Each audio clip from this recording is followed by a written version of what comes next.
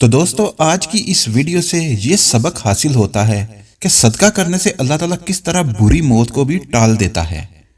تو شروع کرنے سے پہلے اگر آپ نے ہمارے چینل کو ابھی تک سبسکرائب نہیں کیا تو کر لیجئے اور اس بیل آئیکن کو ضرور دبائیں۔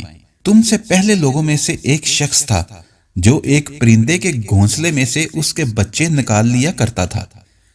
اس پرندے نے اللہ تعالیٰ سے شکایت کی۔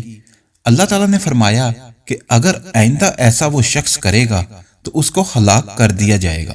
چنانچہ وہ شخص سیڑھی لے کر اس پرندے کے بچے کو نکالنے جا رہا تھا جیسا کہ پہلے جاتا تھا۔ جب وہ یہ بستی کے کنارے پر پہنچا تو اس کو ایک آدمی ملا، تو اس شخص نے اپنے کھانے میں سے ایک روٹی اس آدمی کو دے دی اور چلا گیا، حتیٰ کہ جب اس درخت کے گھونسلے کے پاس پہنچا تو پھر سیڑھی لگا کر چڑھ گیا اور بچے نکال لیے، اور بچوں کے ماں باپ اس کو دیکھتے رہے۔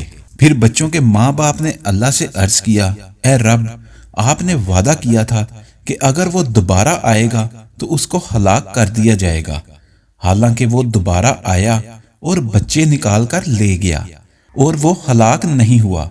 تو اللہ تعالیٰ نے ان دونوں پرندوں پر وحی بھیجی، کیا تم لوگوں کو یہ خبر نہیں ہے کہ میں اس آدمی کو جو صدقہ دیتا ہے، جس دن اس نے صدقہ دیا ہو اس کو بری موت کے ساتھ ہلاک نہیں کرتا؟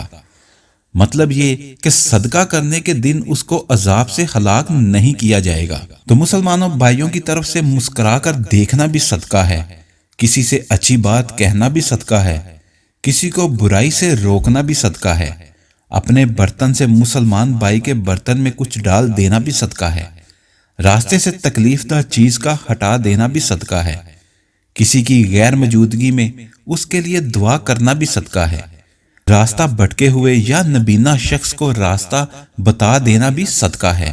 اگر آپ کو ہماری ویڈیو اچھی لگی ہے تو اس کو لائک اور شیئر کریں اور ہمارے چینل کو سبسکرائب کرنا نہ بھولیے۔ شکریہ۔